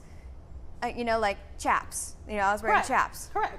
The entire live segment. Tell me why no one called me out. I was calling it chapes. The entire time. And it's like so little, but people at home are like, what are you talking about? Yeah, that's worse than the Dotson, I must admit it. And I had no script. I wasn't looking at anything. It was just like in my brain. For some reason, it's like chapes. Also, why didn't the guy I was interviewing say like, oh, you mean Because I think sometimes people, at least nice people, because y'all on social media sometimes not nice, they don't want to be the person to do that. They feel like maybe someone close to you should do that. And so how did you realize My sister. Exactly. Someone close to you. So here's the She's story like, behind it. My mom this morning sent me a thing like with the spelling of the dog. And I was like, why is she sending me this? This is so weird. So I called her and I'm like, why did you send me that? And she's like, yeah, Tia, it's dachshund, right? So I'm like, okay, I know that. I'll talk to you later. Love you, Mom. And then later when I saw the comments, I'm like, my mother was trying to save me. You got to listen to your mom. So I'm happy your sister called me. Oh, yeah. Thank God my mom texted me and called me. And well, I called her. But yeah, it's like one of those things where like, I think on social media, it's easy to be a bully. And I know we may talk about this later in the show, but I know Judge Frank just passed away and he showed us what it means to be kind. It costs you nothing to be kind. All you had to do was say, hey, you spelled this wrong. This is the correct spelling, not to be sarcastic and mean. And people make mistakes and that's okay. Whatever happened to grace? No kidding. Yeah, give people a little grace. That's what I would say. You know what? That's a great way to end the trending topics. Yeah. Give people some peace, all right? Hey, I like our studio audience. Thank you, yeah. I think we need some more people too, guys, so get them up here, okay, the next time. We're gonna talk about pizza next. Are we? Yeah. No, we're talking. No, we're not. You're rushing because you see that pizza over there. See, Gabby is hungry. My mouth is watering. She's not going to admit it right now, but she's Oopsie hungry. daisy. We want to get to the pizza, and we will. But we're going to talk about these speed cameras across Chicago because I know they are a point of contention. I understand why they're hitting people in the pockets, and a lot of people can't afford this. And we're going to talk with Mac Liederman from Block Club Chicago about this. He's delved into this topic, and we'll have that coming right up. Did I say his last name right, you guys? I think so, okay. yeah. I thought so too. All right, we'll be right back.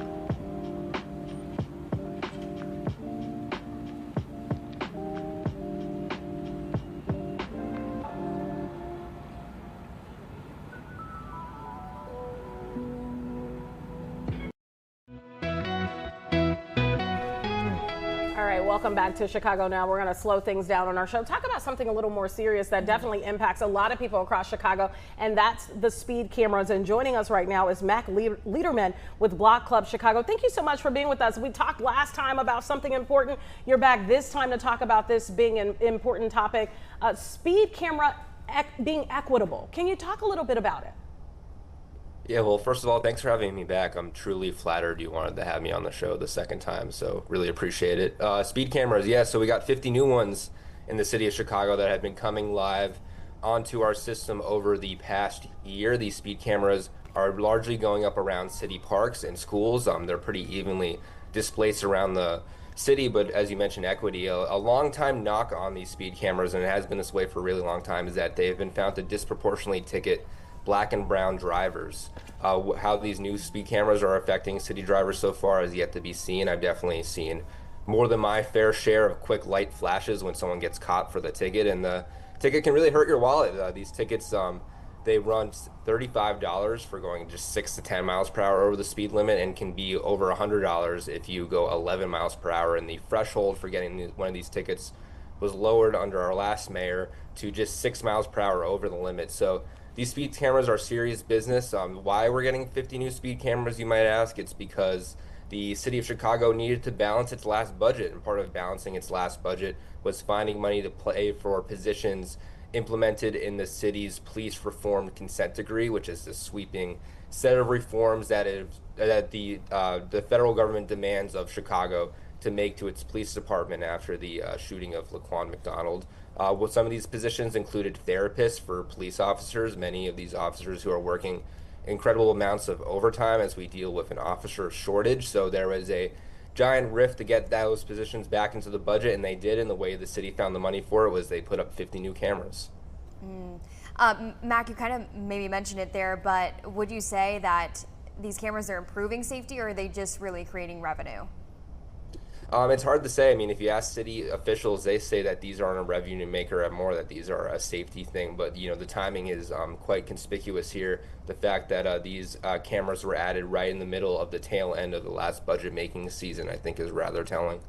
Mac, was there a time, because maybe I'm getting confused somewhere with maybe another community, but wasn't there a time where some of these cameras were not going to be used? I'm not fully aware from that, but I do know that there's over 200 of them across the city, so they are most certainly being used. I know that there's a time where when they first put them in, that it's kind of like you get a bunch of warnings before they actually go into place. But talking about like what communities they're in, because you said they, you know, people claim that they disproportionately impact Black and Latino communities.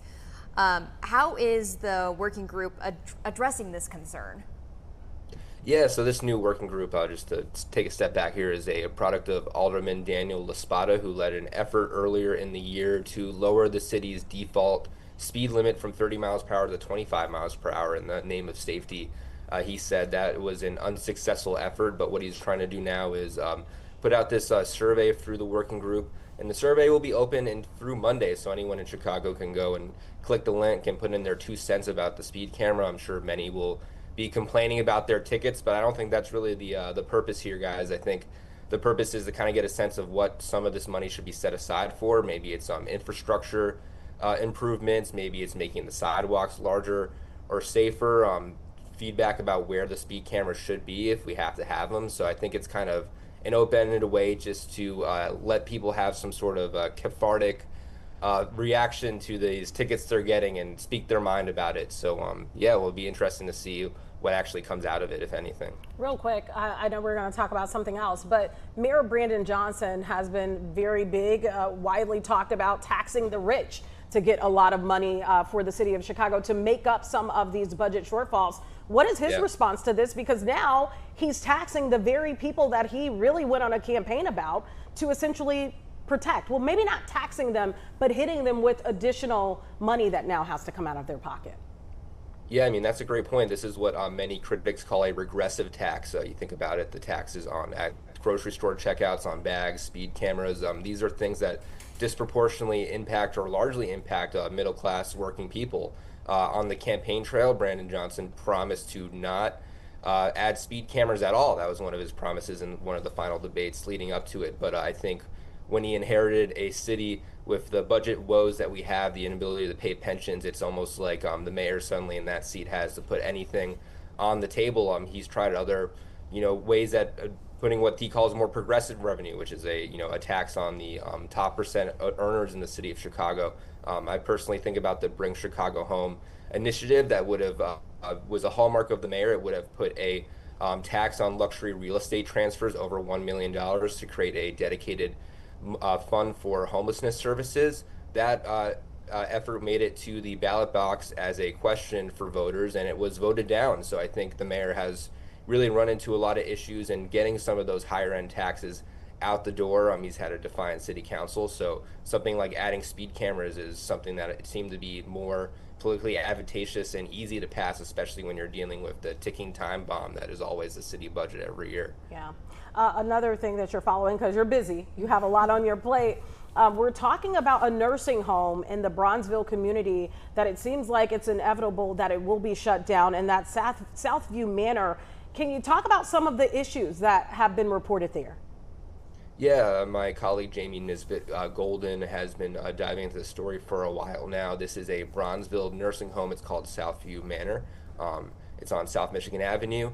It is the subject of a new report from the State Public Health Department that is claiming that there's been sweeping issues at this nursing home and some rather alarming instances within that. One involves a sexual assault between one patient and another that was observed by a third patient, and that staffers allegedly did nothing to do the fix. There's another one about a woman with Alzheimer's who is known to wander, going missing for 16 hours on one of the hottest days in the year. So these complaints, they go back to 2022. They also include issues with bed bugs, rodents, a lack of staff care, more general issues, and a death knell for many of these nursing homes and institutions is that the federal government is looking to cut off Medicare and Medicaid reimbursements for the home. That would be a rather difficult thing for them to overcome. It's also the subject of potentially a closure. So it's kind of a way to see how these allegations will play out and whether the nursing home can survive them. So obviously these cuts are going to, progress things, but you said 2022. I mean, that's 3 years of these kind of situations going on, alleged situations going on. So why did it take until now for these serious discussions to come up about closing? Yeah, I mean, the government is inevitably slow in some retrospects. I think, I'm really not sure, to be honest with you. I would imagine that these complaints have been aired before, but it seems like in a lot of these stories we have to report it's that only these types of things come to light years later. Largely, these issues are exasperated by the complacency of the people who are supposed to be in charge. A sexual assault, when you said that, literally I was like, whoa, that makes your heart really serious. What safeguards are supposed to be in place at a facility like this so that doesn't happen? Well, facilities like this are supposed to have round-the-clock nursing care. They're supposed to have people, I think, who care. It's the name of the job, nursing care. I think a lot of times a lot of people are afraid to, send their older loved ones to places like this because it feels more corporate, or it feels like, that it's a factoring line of just putting someone in and not having the same care for them you might have for your own grandparent. So I think that's a problem that people see with a lot of these different types of nursing homes, and that's why it makes it such a difficult decision for families to move out their loved ones. Yeah. Okay, Mac, I know we have to get to our next topic because, like Tia said, we have a lot to talk about here in Chicago. And I know that we covered this story last night, too. So Target has fired hundreds of workers from the Little Village warehouses for their alleged involvement in a scheme to defraud an employee medical benefits program. Can you break down what happened here for the audience in case they missed our story? Yeah, I mean, this story kind of knocked my socks off. It's reported by my colleague Charles Frush, who has been talking to multiple anonymous Target employees about the situation. And this big distribution hub that opened in Little Village in 2021 was supposed to be a hallmark for Target in the entire Midwest. They were going to hire over 2,000 employees to work in this warehouse. But flash forward 4 years later, and 400 to 700 employees have been rapidly fired. And the allegations about why floating in the airs have to do with this defraudment scheme where one Target employee considered to be a ringleader was charging other employees $200 to $300 to join in on the scheme, in which he defrauded Target of $3,000 per person each time that one of these medical expense claims for $3,000 was made by an employee. They would get the $3,000 loan, and then there was a glitch in the system where they only had to pay back $50 of it. A lot of the details around this still yet to be seen. I'll be interested to see what comes out in lawsuits. Target will only go as far to say that they are investigating the incident, so details are still murky, but signs point to kind of a larger effort that probably cost Target over $1 million. Any idea how this was even brought to the forefront? I don't know. I guess maybe someone a manager found out about it. It's come to light now, but it seems like this is something that's been going on for quite a while, given that so many people have Oh, sorry, we lost him. It dang sounds it. like there could be federal charges, though, when it comes to something like that. If you're talking about so. that many employees, that much money, Target, who's already struggling when it comes to looking at their books, revenues, yeah, I think there's definitely going to be a could lot more foresee coming out about that some situation. federal charges there. Okay, we got to talk about something that is a little lighter coming up. We lost Mac Lederman. He's always great to have on our show. We appreciate you, Mac, if you can still hear us. But we got to talk about something that is happening in the city that a lot of people love, and we're talking about pizza. Pizza Cityfest coming Yes. up. So we're going to talk to the founder and also a well-known foodie around our area, Steve Dolinsky, coming up right after this break.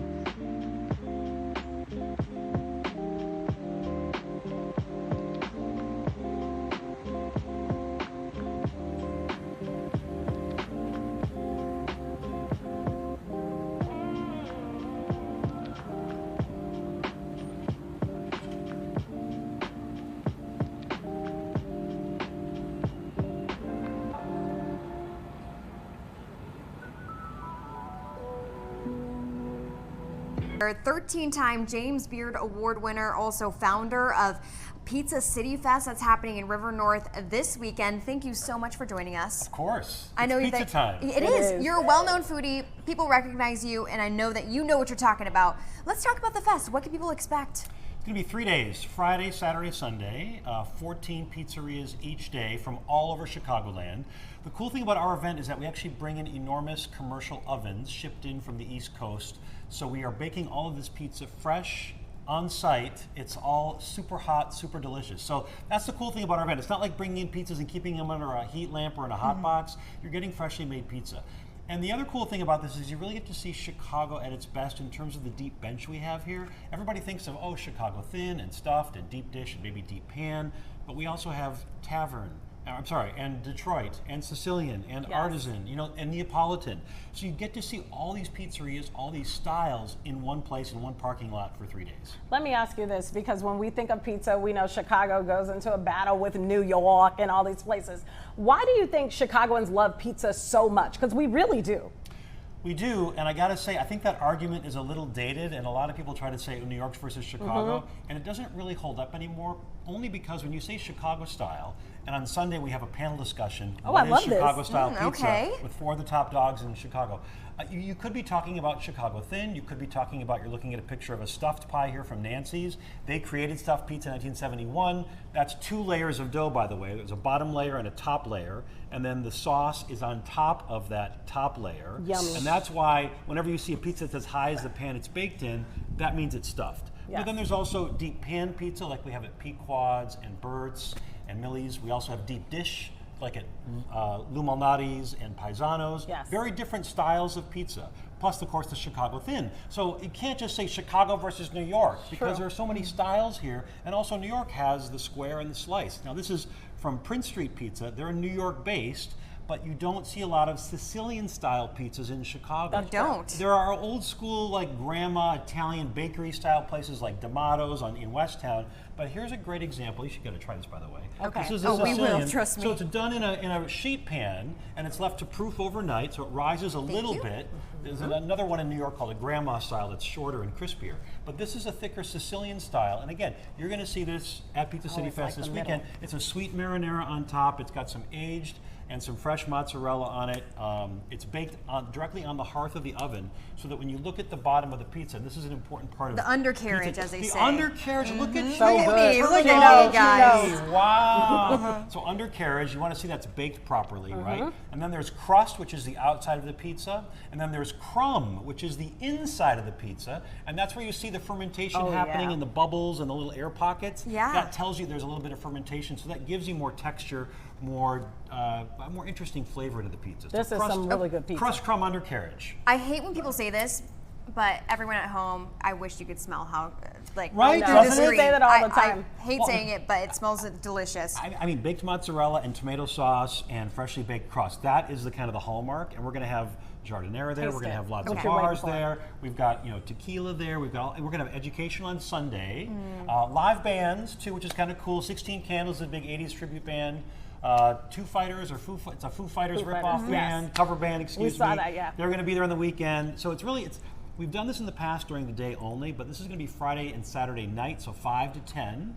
And then Sunday all afternoon from noon to 6. Now there's two kinds of tickets for this event. There's an all-you-can-eat VIP, all you can eat. You can go to anywhere as much as you want and get as much pizza as you want. And we've done that in the past. What we've realized in Chicago, people are used to an a la carte model like you see at other festivals in town. So you buy a much less expensive GA ticket and then you just pay as you go. And the other cool thing is we're going to say big slices are $8, half slices or tastes are $4. I like and that. it's uniform, so there's no competing on price. It's all the same, $8 versus $4. But when we also got desserts from Zarlengo's in the far south side. We've got Italian ice coming from them. We've got Vero Gelato from Elmwood Park. So, other things besides pizza. So Friday, Saturday, Sunday. Yep. And is this the only city that you're doing this in? No, we've done it 3 years in a row in LA. We do it right downtown at LA Live. So 3 years in a row, and then we've done it in Nashville. You can't stop yourself. We took I'll let you keep eating. We took last year off in Chicago. You we got it, we launched in Nashville last year. But this is our third time back. I mean, we're from Chicago. We live here. I've been here forever, so I want to do it in Chicago. I'm curious, how does LA react and Nashville react to an event like this? Is it as popular as it is here in Chicago? It's funny. Nashville, not so much because they're more interested in college football. But in LA, And chicken. LA, they really do love us. We sell out the event every year. So, oh, wow. And LA has become a serious pizza town as well. Is this one of those situations where you need to get there early? Because I would imagine that this is No, you don't. You Okay. That's the We thing. need to tell people this. Everybody lines up at the beginning. You don't need to get in line a half an hour before. And I see people do that. I was at the San Francisco event last weekend. You don't need to do that. There will be pizza there plenty all day long. I've told all the pizzerias to have enough. You could stroll in an hour or two after it starts. Okay. What made you go into this? What made you? Because you were already known for. I was already a food reporter here, right, for many years. I was at ABC and NBC, and so I just realized in 2017 I saw the Jon Stewart rant on the Daily Show ripping on Chicago pizza, and they had a picture of a stuffed pizza over his shoulder in the over-the-shoulder box, and he was talking deep dish, but he was showing stuffed. I'm like, that's wrong. And I said, well, we got to get to the bottom of this. And so I wrote a book called Pizza City USA, and then that led to a tour business we have called Pizza City Tours every weekend, and then that led to a second book, The Ultimate Chicago Pizza That's what I'm Guide. talking about. Oops, sorry, there I took you it go. away. Ultimate Chicago Pizza Guide, and then that led to the festival in 2022. This is a natural outgrowth of everything I've been talking about. The educational part of it, teaching people about pizza, and also appreciating pizza. And it can be lucrative. I think I already know the answer to this question. Not so much. It's for the love. Yeah, it's for the love of the pizza, to educate. Also charitable. We're donating to love Donate this. Pizza. It's awesome. DOUGH, Donate Pizza. They're a local 501c3. They buy pizzas, they support pizzerias, and they deliver them to shelters that can accept hot food love delivery. that. Wow. That's Okay. what I'm talking about. Steve, I think I already know the answer, but if people have been to the event before, I mean, there's going to be new people there. There's going to be new pizza to try. What's new this year? Absolutely. Yeah. Uncle Jerry's from Cary, Illinois. Pizza di Farfalla from New Lenox. Lantern Pizza from Downers Grove. The Prince Street Pizza is brand new with their Sicilian. We got a lot of new places. I like that because sometimes you get used to going to your favorite spot the time. This whole event is to break out of your bubble a little bit. I know people have their favorite 2 or 3. I call it the Peeg syndrome, the pizza I grew up eating syndrome. Like if you're from Homewood or Flossmoor, I know you love Aurelio's. Yes. If you're from the North Shore, you love Barnaby's. So true. You got to break out of that mold a little bit, and that's why we have 14 pizzerias literally brought to you in one space. I want to ask you a question. What's one of your favorite pizza spots? He probably can't I tell can't us. do that. He can't tell us. He can't single people out. Come on, just tell us. Okay, your top 3. I love all my pizzas. There's no top 3. I don't like to rank pizzas. I don't like to grade them or give them ratings or numbers. Other people do that. I don't think that's really fair or wise. I mean, I do like Robert's Pizza and Dough Company. They're from Streeterville. They'll be there this weekend doing a cup and char pepperoni. Here's the news, My Pie. Everybody loves My Pie Pizza, one of the best deep dishes in Chicago. They closed back in June. They are coming back one day only on Sunday because Sunday is the 54th anniversary of when they opened on Loyola's campus. Wow. August 24th, 1971. So Rich and his family are coming back for one day only, My Pie on Sunday. It's going to be a blast. Yeah, I got to bring my husband to this. He eats pizza every Friday, no exceptions. He's got to be He's got to be there. Are you guys always switching it up too, or is it? No, he usually goes to the same spots every time. So we definitely got to come. I love how you have the small bites too, because that's genius. Yeah. People get too overwhelmed when you have a whole piece of pizza at every single place. What do you think of this, by the way? I love it. It's right down the street from me on Randolph. It's a little sweet with the sweet marinara is good. Yeah. You got the aged mott's and the fresh mott's underneath it. Yeah. I didn't go as far as Gabby, but if people, hey, you know what? Girls hungry. Sorry. If people want to learn more, where can they go? PizzaCityFest.com and PizzaCityFest.com. That's the easiest place. The lineups are there. The information is there. Ticket link, PizzaCityFest.com. Can you only get reservations ahead of time, or can you get reservations or show up? Can you show up You at get the them at the door. We'll have tickets to the door this year for sure. We'll make sure there's enough at the door. But I'd like you to buy them in advance so we can plan, because we got to make dough in advance. Okay, I'll be there Sunday. Right. I'll be there. You gonna come? Yeah, if I'm Sunday. not so full Well, you from gotta all fit this into your pizza, wedding dress, though. Exactly. Yeah, so she might have to cut back. Steve, you're killing me. Look at him. Take the pizza down, Gabby. Put it away. Down. Put the pizza down. Put the pizza down. Thank you so much for coming. You were great fun. Great interview. I'd shake your hand, but it's dirty. Too much grease. Too much grease on our hands. Thank you. We'll be right back with Paris on politics in the building. I got a bite. I can take a bite. So good.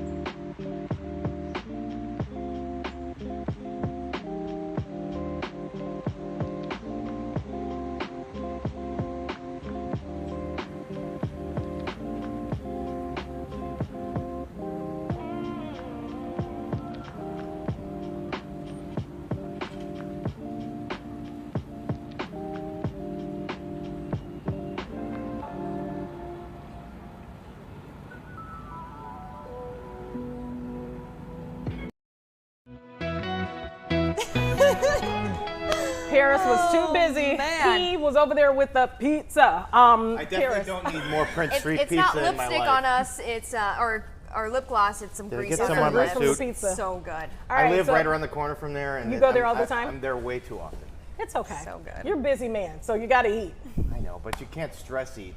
Yeah, that's stress true. eat that delicious pizza. But you got a stressful job because you're talking Chicago politics and Ugh. it's always something popping off. That's really what your show 10 should have been. things. Paris popping off. Literally. There you go. You're good with I know, I'm marketing clever. and alliteration. So Paris on politics, I call him this every day. Every time I see him, I don't even use his last name because he's Now- always on politics. What are you working on now? What's going on in Well, there's a Chicago? lot going on. I mean, we've really been covering what's happening with CPS, and I think if you're a parent or you have kids in CPS right now, it's a little concerning because they have a budget that's due. The board has to vote on it next week. And the CPS leaders presented the budget to the board and said, this is how we're going to close a $734 million budget gap. But 10 members on the board say, we don't like this. 9 members on the board say, this is cool. So if the 10 members win out and they reject this budget, we're in unprecedented territory where there's no budget for school and you could see a shutdown. And everyone says, well, we don't want to get there. And we can get into why there's these divisions, and it's very political. So are there any like alternative solutions then to keeping the schools from shutting down? Yeah, well, the solution is you have to agree on a budget. The board is going to have to find a majority of people to agree here, or the CPS is going to have to go back. So if I could go back into the politics here, you have Mayor Brandon Johnson, you have the Chicago Teachers Union. They have really been pushing hard to take out some more borrowing. But folks on the other side are saying, the CPS can't afford this. There's so much borrowing, there's so much debt already, this is going to threaten the school system down the road. But the mayor is really adamant about this. Also, there's this tug of war over this $175 million retiree pension payment.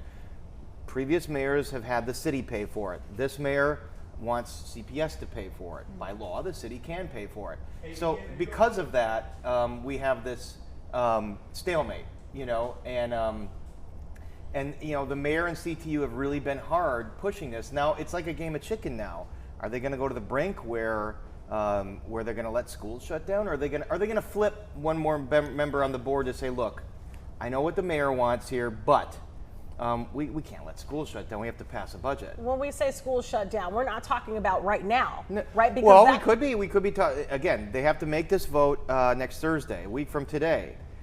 If they fail to approve a budget for the school year, I don't understand where you get money to heave. So we're talking this school year right now. You won't have money to keep to pay teacher salaries. Yeah. I mean, and this is all self-inflicted. This isn't. The CPS leaders came forward with a plan that balances the budget. There is a budget. There is a plan. It's right now the board, because of politics, is not agreeing on this. Because Mayor Johnson is very involved and CTU is very involved. And we can go into, so why is it that they want CPS to do this borrowing and make this pension payment? Well, because the mayor has his own problems at the city. He has his own budget deficit. He doesn't want this extra payment from CPS that he has to make. The thing is, when the roles were reversed, when there were other mayors, Mayor Lightfoot, Brandon Johnson and the CTU took the opposite position. They said, no, the city should make this payment, not CPS. Now they've flipped because they're in power now. So I hope that's not too complicated, because like what parents need to know is there's a political stalemate happening here. It's not because usually schools shut down because the teachers are going to go on strike. Well, they're not going to do that because they have a contract. And there is a budget. There is a plan. It's just board members, for political reasons, not agreeing on it. And how does the governor play into all of this? That's a great question. I mean, because the CTU and Mayor Johnson keep saying the governor needs to push Springfield to give $1.6 billion more from the state that it quote unquote owes, which isn't exactly true. And the governor said yesterday again, that money's not there. Should we? Yeah, of course. But we have our own problems. We have transit problems. We have our own bills. The money just isn't there. And if you're going to give Chicago schools $1.6 billion, well, what about all the suburban schools? What about all the downside? Money doesn't grow on trees here. And so it's kind of a paper tiger argument to say Springfield needs to come through and give us more money. What are the possibilities here? How could this potentially play out? Well, I interviewed a board member last night who said she hopes that the board members come together, and enough of them vote to approve this budget that's been presented to them, and then we avoid all the trouble. The year goes on, no problem.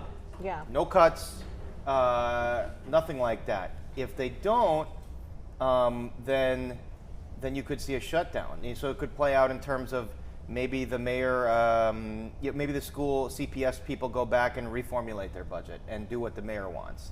But the CPS CEO, Macklin King, who was picked by the mayor, she's who the mayor wanted, she broke with the mayor on this. She took the same position Pedro Martinez took, who was fired.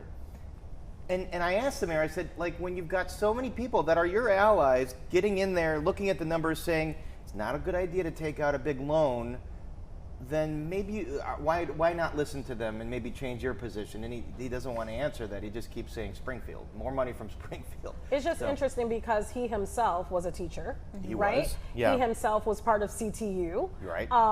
And seems to be very in cahoots still in some respects. Very much so. They very much so operate politically together. Yeah. CTU is pretty much his political enforcement machine, his enforcement arm politically.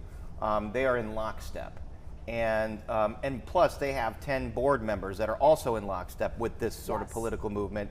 And that's why you see the stalemate. The 9 board members that think the budget is fine as presented are the ones that were not endorsed by CTU, or they were not appointed by the mayor. So there's this divide in the city of, like, you're with CTU and all their priorities, or you're not with them right now. And we're going to see this play out. And, you know, parents, you might get some mailers now in your mailbox if you live in Chicago saying, well, these board members are the bad ones and these are the good ones. And then another mailer will say, no, these board members are the good ones, these are the bad ones. Because there's this political drama playing out. That's so interesting, because it's not like they're not like up for vote. You know what I mean? So that's really interesting that this would even happen. In 2026 is when we'll have a fully elected school board, and they're all gearing up for that. And it really is, at the end of the day, control of the school district. Is it going to go more in line with what the Chicago Teachers Union wants, or is it going to go more in line with perhaps more moderate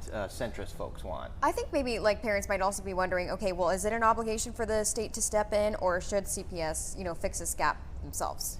Well, the governor has said, CPS, you have to fix this yourselves, which they are doing. The CPS, leadership is doing. So you've got CPS, and all the people, and then you've got the Board of Education, which votes. It's like a board of directors at a company, and they have to approve these things. So CPS has come up with a balanced budget. It's just the board that needs to approve it. But yes, Pritzker said you need to solve these problems. You're not going to get a bailout from the state this year. Next year, we're going to try to increase funding for all school districts, but you're not going to get this windfall that CTU keeps saying is owed to CPS. I think the way this shakes out and plays out really could impact when people go to the voting booth, especially some of those parents that have students within CPS. Because if I'm a parent, I'm a taxpayer, I'm upset if this goes down the way that it could. And it's not even if you don't have kids in CPS, if you're a Chicago resident, you are paying 56% of your property taxes to CPS, to this system that has all this debt. So if they take on more debt, you as a taxpayer are responsible for all the interest that it's going to. So the board member last night told me what the mayor wants them to do is take out a $200 million loan. She said it will cost $400 million when all is said and done to pay that whole thing off. So it's like 100% interest, that's because, when you are way in debt already, you have a bad credit rating, which is what CPS has, you have to pay higher interest. Right. It's way more expensive to borrow money, obviously. If you have a bad credit score, it costs you much more money to borrow, and this is the situation CPS is in. Thus, you and I as taxpayers, we're on the hook for all of that. And that's why, yes, I think it's interesting if folks have kids in CPS, but also, even if you don't, it's like we're all, we all have a stake in how the school system turns out. Well, and it is tough. If you're a parent, you don't want all this disruption. No, you don't. You're sick of the teacher strikes and the budget problems, and you just want someone to, cooler heads to prevail. And it's tough when politics is involved. Well, it's also interesting that the taxes of everyday working Chicagoans could go up when Mayor Johnson has been essentially pushing for the rich to be taxed, but this wouldn't fall necessarily on all the rich everybody, folks. on the wage earners, everyone. Absolutely. Property taxes hurt, everybody, especially those that have lower incomes, and more of their income is paying their property tax. I will say, so if I could describe this whole pension payment, you pay into a pension system for your retirees. The logic behind having the city pay this is because the city has the ability by law to raise property taxes. They could come in and Mayor Johnson could say, I want to raise your property tax to $500 million. They have CPS does not have the ability to go in and say, we want to raise your property tax $200 million. They're bound by law. State law has it that there's a cap, that they kind of go up by inflation every year, but CPS can't go out and say, look, we're just going to have a big new property tax levy. They're not able to do that. So they're really hamstrung. And that's the argument for having maybe the city help out with some of these costs, even though the city has its own budget problems. I know this is like getting really weedy, but no, it's not. I think I It's understand interesting. exactly I'm learning what a you're lot. saying. Yeah, I'm well, really it's learning good. a It's lot. good. Like Chicago, if you're a homeowner in Chicago, these are things you should pay attention to because this is like you open up your property tax bill, and this is a big chunk of it. Yes, it is. Going into the system, and people are making decisions with your property tax money that is meant to educate children, and they're saying, well, we're gonna borrow more, but then you have to pay that back as the taxpayer. So this is why the school board elections are going to be very important. Well, you said that Johnson could actually pay the money, essentially the administration, the city. The city could pay that money, right? If they do that, yeah. What does that mean then for the city's budget? It means a $175 million bigger of a hole that it has to shut. And again, it's not good, but Johnson, who did promise he wouldn't hike property taxes, he does have the ability to go to city council and say, look, we have no choice. We have to hike property taxes to pay for all of this. City council doesn't want to do that. But when you look at the mayor, he's under enormous pressure to make big cuts here because the city spending has grown like this. So the other part of your property tax bill, you're looking at city leaders that have spent more and more and more and more every year, and what are you getting for that? Are you getting good, clean streets? Are you getting better services? I don't know. And so there's a lot of aldermen saying we need to look at some real big wholesale restructuring and cuts before we talk about taxing more. But the CTU and Mayor Johnson, they are very progressive. They believe in taxing and having a big government safety net. So the voters are going to decide now which way do we want to go. Do we agree that maybe we should all pay more taxes, but let's have them responsibly administer our tax money? Or are they going to vote for someone that says let's make huge giant cuts, because spending's gotten out of control? I think the average Illinoisan that I've heard from is sick of taxes. Yeah, I think they are. Like they're overly taxed, and they are. And they've got their energy bills that are also going up, and insurance bills that are really high. But you also look at all the money that does, CPS, what is it, like $30,000 per student? Correct. It's a lot of money here in this school district compared to other school districts. Sure. Teachers are among the highest paid, if not the highest paid, of any big city in America. Mm-hmm. And the criticism is, well, what are we getting for this? We're already spending so much, but the results aren't so good. Right, when you look at test scores, when you look at cetera. test scores. Correct. And that's what all these elected school races are going to be about. Like, who has the better idea here to improve test scores, but then not say, let's just throw more money at the problem. And the CTU is kind of always about more money, which doesn't really exist right now. Chicago gives you a story probably every minute of the day. A million of them. Not just Paris, we could probably have you on every 2 weeks and have like an hour-long conversation with you. Especially if there's pizza, I'll be here today. We know you like the pizza, trust me. You almost hit our Mr. segment here. But what else are you talking about on your show that maybe people would all right, so here's a fun one tonight. This Grant Park, or the Chicago Park District, has put forth these like big grand plans about redoing Grant Park. Yes. In the future. It just, if cost weren't an objective, what would we want Grant Park to look like? So the big thing is like having continuity from the park to the lakefront. So capping Lakeshore Drive, maybe burying it, it'll cost billions of dollars. Yeah. But, so there are these designs that have come out, and we're going to kind of dig into them a little bit. Are they realistic? Because we've talked to, I think it was Block Club Chicago about this, Mac Liederman. Is this even realistic? Because this has come up before. This was not the first time. Financially, probably not, given all the stuff we're talking about right now. But, you know, Millennium Park, where there was a will, there was a way, and it happened. And Mayor Daley got lots of foundations and corporations to help pay. But, you know, it starts with a vision. You know, whether it's realistic or not, we have to envision, what do we want this park to look like?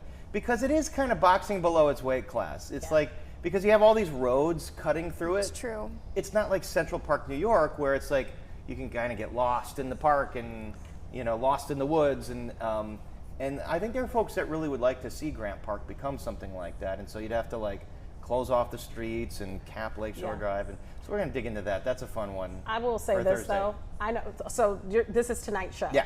I will say this, and somebody may get mad, but I personally think our parks looks better than New York. I think the totality. I think so too. Yeah, I don't think it's all that. You know, when I go to New York, I'm like, it's nice, but I mean, I don't know. I was that's walking really through nice Central here. Park, and there's like this part called the Bramble or whatever, and it's like this forest, and it's like hilly forest, and you're like you're in Montana the middle or of something. It's so cool. It's so cool, and no question, like I like our lakefront.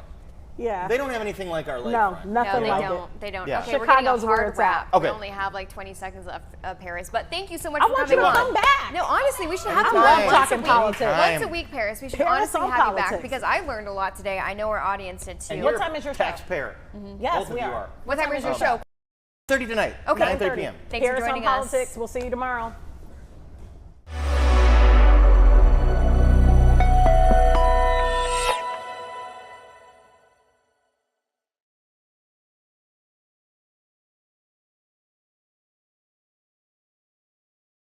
Live from Chicago, this is Fox 32 News at noon. Now at noon, breaking news, a hazing case ends in a settlement with Northwestern agreed to. And transit cuts on the table why disabled riders stand to lose the most. Good afternoon and glad you can hang out with us. I'm Terrence Lee and for Sylvia and Brian today. I want to give you a live look outside and check on the conditions. It looks beautiful out there. And 72, not too bad, Caitlin. It's almost like a little preview of fall. Oh yeah, very fall-like. Yeah, it feels good. We've got sunshine, although looking at that live shot of Lake Michigan, we encourage you to stay out of the lake today because we still could have waves up to 5 feet, rip currents possible. This for the next hour, beach hazard statement for our Illinois, Indiana, and Southwest Michigan beaches. So just take it easy. If you go to the beach, sit on the beach. Temperatures are comfortable enough to not have to go swimming. Let's take a look. Speaking of, low 70s from the lakefront and 72 to 73 in Gary as well as Merrillville, 71 in Chicago Heights, 77 from Joliet to Aurora, and 70 to DeKalb. So a good mix of the 70s right now. Temperatures are going to be peaking in the 70s today. More sunshine on the way. This morning we actually had some fog develop in western areas. So for the rest of the day it's going to be quiet. Tomorrow will be lovely as well. We're wrapping up the week, pushing back to the 80s. And then we have the chance for a little bit of rain early Saturday before we clear out and really cool off next week. A full check of your forecast is coming up. All right, let's update you on that breaking news now. Former Northwestern head football coach Pat Fitzgerald has settled his lawsuit against the university. Fitzgerald was fired last year, you'll remember, after allegations of hazing, and the football program came out. He sued the school for wrongful termination, asking for $130 million. In a statement, Fitzgerald said, "I learned that some hazing did happen in the football program. I'm extremely disappointed that players did this and that no one told me about it." Details of the settlement haven't been released, but both sides say it ends the legal fight. Hurricane Erin is coming, and it's bringing dangerous rip currents with it. The storm already hit the Outer Banks hard, flooding roads and putting homes at risk. Caroline Elliott has the latest. Hurricane Erin moving away from North Carolina's coast after whipping up strong winds and dangerous surf along the Outer Banks. It's just not worth anything to go near the water, and definitely you don't drive through any water if there's water on the street. Erin never made landfall in the U.S., but forecasters say waves as high as 20 feet combined with storm surge to flood parts of the main highway linking the Outer Banks barrier islands. And the flooding threat is not over.